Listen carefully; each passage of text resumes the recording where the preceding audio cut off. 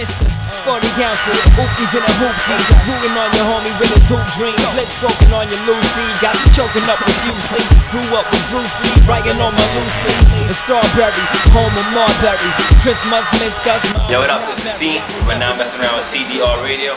Now, man, I'm an MC, you know what I'm saying? I'm from Brooklyn. I would say I'm more of a music lover than an MC, you know what I mean? Like, I rap, you know what I'm saying? But I sing poorly and do it anyway, you know what I'm saying? But yeah, I make music, man. I'm from Brooklyn, born and raised, and moved out to California when I was 18 with some money in my pocket, and that's about it, you know what I mean? Started doing it out there. Yeah. Then I came back to Brooklyn about 7 months ago, so. Okay, and definitely, you know, a lot of artists that you work with, mainly two that come right to mind is Exile and Blue that you work with from Cali. How'd you actually make that connection? Well, the Exile thing was like, he helped on cussing. We first, like, it wasn't more so me linking up with Exile, it was me linking up with Blue and trying to find soundscapes for it. Okay. So we would cut joints to all day, like, I don't even want, like, man, they had a sick, at Sound and Color when we first met, they had a sick catalog of all these different joints that they had been working on. And we kind of just, that was like where we started, just trying to go in over some of the beats we already had lined up. Those were really the only joints we cut over the Exiles for a long time. And he just turned in a verse actually that we didn't put on Reality Bites, but raps too, you know what I'm saying? Oh, word? I ain't never heard that one before. Yeah, raps, man. I gotta get on it. It's a song to man. It's a song to man or whatever, but that's so. But yeah, man, so we had literally just linked up on some, like, his manager was my next door neighbor before they even knew each other. Okay. We started linking up, they started bringing me to college radio, and he started interning at a record label, which I just signed this new artist, this rapper Blue. And then kind of like it just went around from there. Yeah. Started just meeting randomly. Okay. You know what I'm saying? And then years later we decided, like, one day he just called me like, I make beats. Like, not even like that, just he called me and I started hearing this record over the phone. And he said, hold up.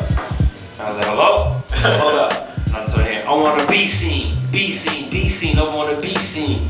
And he was like, you trying to, you know, the record's view, you trying to do that? And then that day we just started like recording. Just going as far as him on production, me on rap. Yeah.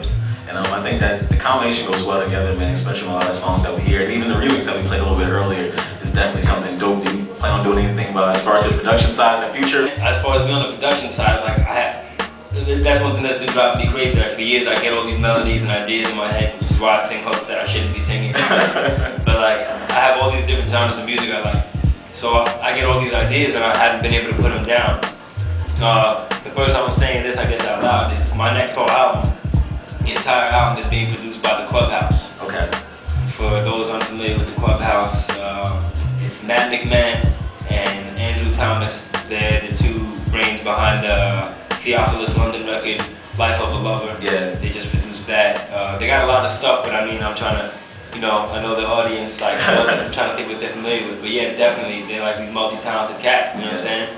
And we all moved back to Brooklyn in August, randomly, separately, like not knowing each other. They moved from all over parts of the world, that house, and I just came back from California. They came to a show at Santos that I was rocking and hit me up from there. So now we're just, you know, building this whole record. So there's definitely going to be a lot of stuff that, like, I was a part of on the production end on this album. It's the first time an album's like being crafted in the studio every single day. Like I was telling you, often like 12-hour sessions, 14-hour sessions. Musicians in and out all day, in and out the booth, vocalists. It's like a good environment to be in, man. Yeah, man. Like you walk right in, and it's like, hey, man, I can't. You're gonna be seeing. Everyone's gonna be seeing everything about this project because we're filming, and I don't think there's another place in New York like the Clubhouse. And if you don't know, we just dropped a project called Reality Bites, which is out right now. It's actually a mixtape project. I wouldn't even say a mixtape. You wouldn't even say that either. It's like it's a lot of original. It's all original music. Yeah, we were almost like ripping me apart because it's like when the Presso stuff was going out. Shout out to J57, you know what I'm saying? My man Jay handles like a lot of that. And a lot of people were like, okay, so we're getting involved in the new mixtape. And I was like, no. They're like, okay, so the new street album. Yeah. I was like, no. Guys, the new EP. I was like, well, what are we putting out exactly? I was just like, project. They was dropping those because I wasn't trying to be different or like anything. I wasn't trying to like break molds. But I felt like it was just a collection of music that like carried on to, you know, one song to the next, carried on through each other. Just where I'm at now, like where I was at musically post ADayLate. and like a lot of people just sleep on tracks, and years later they're like, yo, I wanted to get this track out, we made it 4 years ago, and I'm like, nah, I don't think that's enough. I'm not, you know, my lungs are kind of weak, I can't pull that much dust off my project. Yeah. So I wanted to get it out now. That's real, man. So yeah, we put that out, and like I said, I was just saying, like, collection of music, man. Yeah, it's just a collection of really dope tracks you got to download. We're about to move back to New York from LA. Oh, that's a good one. For a while there, like I had just come off. It was like a 13 or 14 country tour in a month. Damn. And from March 27th to April 27th, and like every day different place. Like, you know what I'm saying? When I got back to California, I was like, I felt like something was missing. Like, you know what I'm saying? Like, damn, I just went from this wild lifestyle to like everything is much slower in California, which is dope when you need a break from things.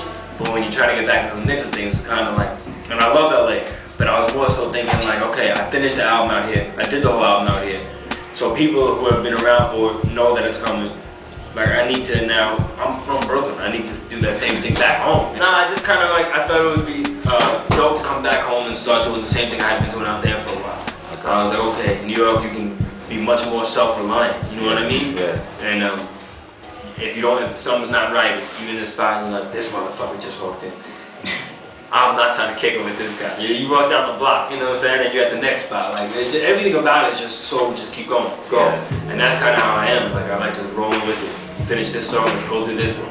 Or let's go, like, I'm into just hopping into things, like, full head, you know what I'm saying? Yeah. So I felt like it was the time, it was the place to do it. And with like a couple of days notice, a few weeks notice, I just got the ticket. And like, I had originally gotten 2 weeks. I was like, no, I'm just going 2 weeks. And I was like, the next day I was like, nah, I curse. Yes, yeah. Yes, you can. You can, though. I was like, nah, yeah, fuck that. I'm just going home, man. I was like, I don't think I'm coming back. And so yeah, just stayed out here. Wow. You know what I'm saying? Wow. Having been in Brooklyn growing up all your life and transitioning to LA, do you feel like you have the upper hand now because you have the best of both coasts? And how did LA change you at all as a person or an artist, if at all? Yeah, absolutely. LA completely opened my mind up, man. Things are very like, you have room and space because things are so spread out, and it's like New York is all about business, right? Mm-hmm. But in that business, you have like you can have a huge skyscraper right now, and that's all like electrician companies and this and that. So it's business, but it's like in LA, you feel like everything's about entertainment. So you have so many people doing so many different things that are like inspiring. You know what I'm saying? Not these are corny, but like it's inspiring. You know what I'm saying? And so you just feel like, okay, there's no more boxing. And then after you start getting like, further down that line, you realize, okay, there's no more boxes, but there are limited resources. So now that you have this open mind from being out there, you're like, okay, now I need to go back into a place where I can exploit all I've learned. Yeah. Before we start talking about the projects, one more question. What ingredient do you think is missing on a New York scene? Like, I'm listening to a lot of West Coast stuff now, like Sarai and Amari back there. Yeah, I'm listening to basically all the West Coast exactly. stuff. Okay, yeah. So what are we missing? Like, what is it going to take to put us back? Well, like, and I hate to do this, but I'm going to say one thing right now. Media's messing up big time out here. Like, at first I was like, okay, artists are slacking, sleeping, and expecting too much. That's part of it too. Yeah. I'll be the first to say it. I'm a fan of Max and launch be, the shoe fits wear it. You know what I'm saying? If it hurts, let it hurt. That's the thing. You know what I'm saying? But the media is really messed up out here. For like, we are basically a capital of the world kind of thing, as opposed to a capital of, like, we are kind of a cornerstone of this world, like New York. That's true. No matter what hate or whatever love you got for it, you can't be denied. And in New York, like, you're in California right now, and you're gonna see Snoop in the backstage video of some new up-and-coming artist. Like, you're gonna see him showing love and showing support or giving them a shout out at the studio. Like, in New York, y'all, like, excuse my language, but y'all really still getting wet for a new Jay-Z record. Yeah. I grew up on Jay-Z, so there's nothing wrong with that. And I'm not taking away from him. He's a G. He holds down the code.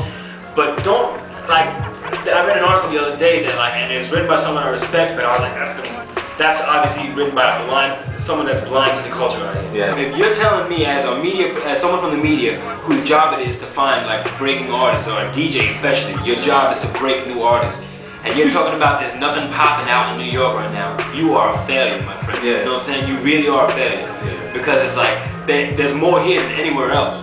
But the other areas, the other markets, know how to put their new kids out there. Exactly. come the summertime, all the youngins out running crime. Summer school, summer slumming in the shine, sun basking. Puerto Rican coolest chicks with sandy asses, canal sleep, fake sunglasses. And Sundays was the one day I would go to mass just to run game. Slick Rick to the nuns king, Big Willie could the run king.